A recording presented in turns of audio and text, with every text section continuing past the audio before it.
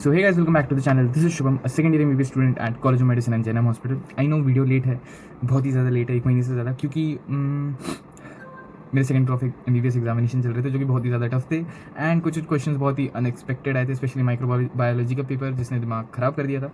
Next था कि बीच में बहुत सारे इमोशंस आ गए थे कि लाइक मेरी तबीयत ख़राब हो चुका था, तो माइक्रोबायो एग्जाम के पहले मैं 3 दिन पढ़ ही नहीं पाया था, तो वो एग्ज़ाम उतना अच्छा गया नहीं जितना एक्सपेक्ट किया था मैंने।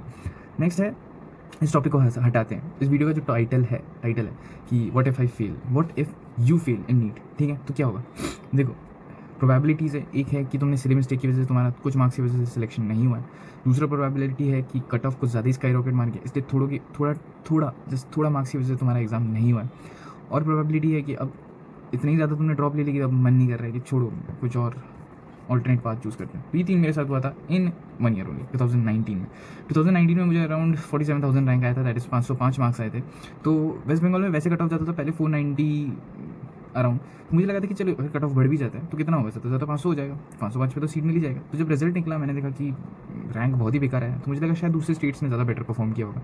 बट फिर जब फर्स्ट राउंड का रिजल्ट आया तो उसके बाद मुझे होप नहीं था कि अब मुझे सीट मिलने वाला है। Still I tried till mop up round, तो कोई लक हुआ नहीं उसमें, तो बहुत ही बेकार लग रहा था। 1 महीने तक मैं पूरे डिप्रेशन में था कि क्या किया मैंने। उस साल मैंने इनफैक्ट कोचिंग की, कहीं भी किसी कोचिंग इंस्टीट्यूट के साथ लिंक भी नहीं था, जो पढ़ा था खुद से ही पढ़ा था कि क्या किया मैंने, पूरा टाइम वेस्ट किया। टेस्ट सीरीज़ ले लेना चाहिए था और एनसीईआरटी बाहर मुझे उतना फोकस नहीं करना चाहिए था। तो मेरे दिमाग में ये सब बहुत सारी चीज़ें चल रही थी कि क्या करना चाहिए। तो फिर मैंने सोचा कि चलो एक ऑल्टरनेट पाथ ही देख लेते हैं कि नीट के अलावा कौन सा ऑल्टरनेट पाथ है, ठीक है? अब ये एक और चीज़ मैं तुम्हें बोल देना चाहता हूँ कि जो एमबीबीएस है वो थोड़ा ज़्यादा ओवर रेटेड है, ये मानना पड़ेगा। मैं खुद एमबीबीएस स्टूडेंट होकर कह रहा हूँ, ओवर रेटेड है इन द सेंस कि बहुत ज़्यादा कि इसी में सिलेक्शन करना है, इसमें सिलेक्शन अगर नहीं हुआ तो फिर कोई और चांस है ही नहीं तुम्हारे पास, ठीक है? मतलब तुम्हारा लाइफ बर्बाद हो जाएगा, ये बर्बाद हो जाएगा, ऐसा कुछ नहीं होता है। बहुत सारे ऑल्टरनेट पाथ खुले हैं जो कि बेटर है एंड ऑब्वियसली वो अपने साइड में या फिर अपनी जगह वो ज़्यादा बेटर है। तो ऐसा नहीं है कि अनहैप्पी हो जाने की नहीं मिल रहा है तो फिर छोड़ देते हैं वगैरह, ऐसा डिप्रेशन में जाके कोई फ़ायदा नहीं होगा। क्योंकि फिर मैंने सोचा कि ठीक है, हो सकता है कि लाइक मेरी किस्मत में नहीं था तो लेट इट बी। बट 1 महीने बाद फिर मेरे दिमाग में आने लगा कि अगर मैं 500 का स्कोर कर सकता हूँ तो एक और साल, एक लास्ट मौका देके खुद को क्यों ना मैं बेटर बनाऊँ, कि अगर मैं 100 मार्क्स का इंप्रूवमेंट एक साल में ट्राई तो कर ही सकता हूँ कि 100 मार्क्स का जो इंप्रूवमेंट में वो मैं एक साल में अगर लाता हूँ तो अगर मेरे 600 मार्क्स आते हैं तो कभी भी कट ऑफ 100 मार्क्स तो जंप नहीं करेगा। चलो मान लेता हूँ मैक्स टू मैक्स 50 या 70 मार्क्स जंप करेगा, उससे तो जंप नहीं करेगा। तो मेरा टारगेट था कि मुझे कैसे भी करके 600 मार्क्स से ज़्यादा स्कोर करना ही है नीट 2020 में। तो ये दिमाग में था कि एक लास्ट मौका देना चाहिए कि अगर ऐसा ना हो कि बाद में कभी मेरे लाइफ में रिग्रेट रह जाए कि यार वो एमबीबीएस वाला टैग था या फिर डॉक्टर मुझे बहुत पसंद था, अगर मैं एक और साल मेहनत कर लेता तो शायद आज मेरे को मिल जाता। तो मैंने सोचा कि ठीक है, खुद को मैं एक और लास्ट चांस देना चाहता हूँ, ठीक है? चांस दे के देखते हैं, अगर नहीं हुआ तो ठीक है, मैं एक्सेप्ट कर लूँगा कि ये शायद स्ट्रीम मेरे लिए था ही नहीं, तो I should choose another like alternate path, जो कि मैंने पहले से देख रखा था कि अगर सिलेक्शन नहीं होता तो फालतू में उस चीज़ को फिर मुझे डिप्रेशन में नहीं लाना है। नीट 2020 अगर नहीं हुआ तो मुझसे, तो फिर मैंने वो साल ट्राई किया एंड सबसे पहले मैंने दिमाग में बिठाया कि कौन सी सब्जेक्ट के लिए कौन कौन से बुक्स सबसे बेटर रहेंगी। तो सबसे पहले मैंने चूज़ किया कि एनसीईआरटी फॉर बायोलॉजी। ये सबसे बड़ी गलती की थी मैंने कि मैं एनसीईआरटी पे फोकस करता ही नहीं था। मैंने नीट 2019 में एनसीईआरटी में कुछ भी फोकस नहीं किया था, स्पेशली बायोलॉजी के लिए मैंने ट्रूमैन्स वगैरह पढ़ता था, जिससे लाइक मेरा कॉन्सेप्ट तो ठीक से डेवलप हुआ नहीं। अननेसेसरी इन्फॉर्मेशन से मैंने अपना दिमाग करप्ट कर लिया एंड जब क्वेश्चन बायोलॉजी के एनसीईआरटी से आए थे तो मैं उनके ऑप्शन टिक ही नहीं कर पा रहा, आंसर बता ही नहीं पा रहा था कि इसका आंसर क्या हो गया, समझ नहीं आ रही ये कौन सी बुक से आंसर ले लिया। फिर जब आकर वापस मैंने देखा कि एनसीईआरटी में सारे लाइन से आंसर्स को क्वेश्चंस में ट्रांसफर किया, फिर उनके ऑप्शन दिए गए, तो मुझे समझ आया कि कितनी बड़ी बेवकूफ़ी की थी मैंने।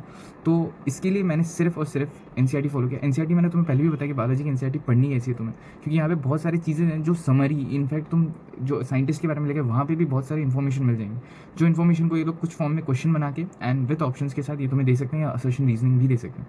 तो एनसीईआरटी सिर्फ तुम्हें बायोलॉजी के एनसीईआरटी एंड एनसीईआरटी फॉलो करना है। इनफैक्ट जो दूसरे सब्जेक्ट है फिजिक्स एंड केमिस्ट्री, उनके भी असर्शन रीजनिंग एनसीईआरटी से ही आएंगे। तो एनसीईआरटी के लिए अगर तुम्हें कोई टेस्ट सीरीज ढूंढना है या फिर कोई ऐप ढूंढना है जो तुम्हें हेल्प करेगा एनसीईआरटी को मेमोराइज करने में बार बार, तो वो सजेस्ट कर सकता हूँ, दैट इज़ मेमो नीट। यहाँ पे तुम्हें अराउंड 30,000 प्लस क्वेश्चंस मिल जाएंगे जो कि पूरे एनसीईआरटी लाइन बाय लाइन है। असर्शन रीजनिंग भी मिल जाएगा जो 2022 में तुमने देखा था कि बहुत तरीके के असर्शन रीजनिंग आए थे। यहाँ पे in fact jumble word, cross word, यहाँ पे इनफैक्ट मीम्स भी मिल जाएंगे तुम्हें जो कि बहुत ही हाईली इंटरैक्टिव है। एज वेल एज यहाँ पे तुम्हें फिजिक्स के लेक्चर वीडियोस मिल जाएंगे, एक टेस्ट सीरीज मिल जाएगा जो कि पूरा एनसीईआरटी ही बेस्ड है।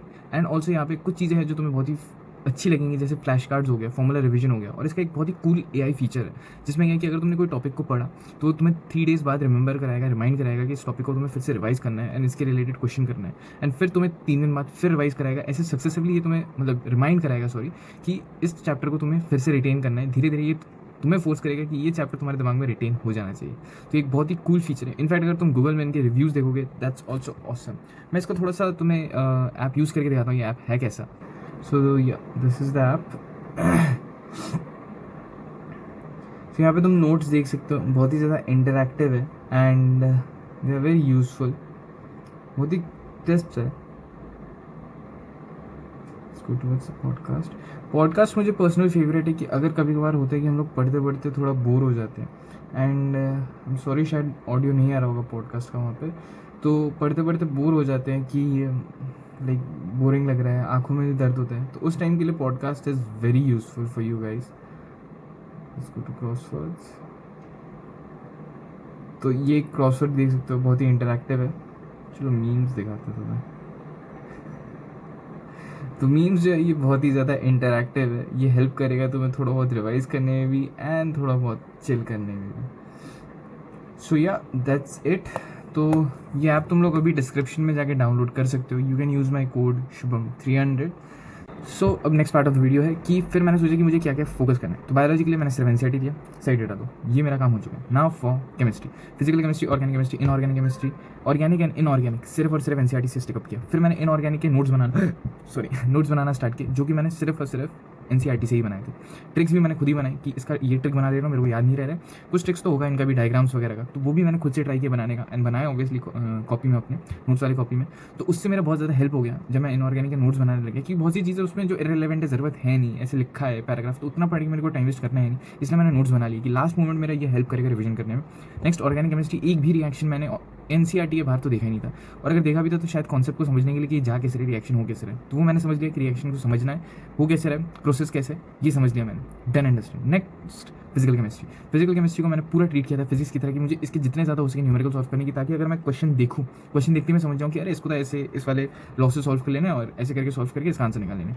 वही सेम चीज़ मैंने फिजिक्स में किया कि फिजिक्स में मुझे इतना ज़्यादा फिजिक्स प्रैक्टिस करना है कि एटलीस्ट कोई भी अगर मीडियम लेवल का भी एटलीस्ट क्वेश्चन होगा तो मैं उसका कॉन्सेप्चुअल पार्ट मनी में सॉल्व कर लूँगा। अब जो बच्चा है वो मैथमेटिकल पार्ट है, वो उसको मैं रफ में सॉल्व करके जल्दी आंसर निकाल लूँगा। That was my mind set. तो ये चीज़ें करने के बाद लाइक स्टार्टिंग के 5 मंथ्स में कुछ इंप्रूवमेंट उतना अच्छा दिखा नहीं, कि वहीं पे स्कोर स्टक था, कभी 438, 450, कभी 500 रेयरली टच कर रहा था। तो मुझे लग रहा था कि नहीं हो पाएगा, बट फिर वही दिमाग को स्ट्रेस ज़्यादा नहीं देना है, डिप्रेशन में नहीं डालना है। डिप्रेशन में जाना मतलब टाइम वेस्ट करना, कुछ प्रोडक्टिव होता है नहीं वहाँ पे डिप्रेशन में जाके। सोचते रहोगे, ऐसे 2 घंटे निकल गए, फिर उस चीज़ को लेकर बुरा लग रहा होगा, कुछ सॉल्व भी नहीं कर पा रहे हो और ज़्यादा टाइम वेस्ट। तो ये चीज़ मुझे करना ही नहीं था। अगर मैं डिप्रेशन में जाता तो मुझे लग रहा है डिप्रेशन में जा रहा हूँ, घर वालों से बात कर लो, अगर वो भी नहीं है तो गेम खेल लो कोई, थोड़ा बहुत तो माइंड का भी रिलैक्सेशन हो ही जाएगा गेम खेल के। तो फिर वापस वही चीज़ में लग गया। तो उसके बाद जब लाइक अराउंड 7 मंथ्स हो गए तो मैंने देखा कि अब मार्क्स में इंप्रूवमेंट आ रहा है। I was scoring around 560, 570। तो मैंने देखा नहीं, अब मुझे अपना ऊपर कॉन्फिडेंस आ रहा है, और एक बार वो कॉन्फिडेंस आ गया ना तो बिलीव मी उसके बाद नीचे जाने का तुम्हारे पास कोई चांस नहीं रहता है, यू कीप ऑन ग्रोइंग। तो यही बताना था तुम्हें नीट एग्जाम के पहले भी कि जितना हो सके जस्ट वर्क हार्ड। अभी मत सोचो कि होगा कि नहीं होगा, एग्जाम के बाद वो देखा जाएगा, क्योंकि तुम फ्यूचर तो प्रेडिक्ट ऑब्वियसली कर नहीं सकते हो, भगवान तो हो नहीं। तो जितना हो सके जस्ट कीप गोइंग, नहीं हुआ तो उसके बाद का बाद में सोचेंगे, अभी जितना है उसमें फोकस करना है। ठीक है, तो मिलते हैं नेक्स्ट वीडियो में, तब तक के लिए गुड बाय।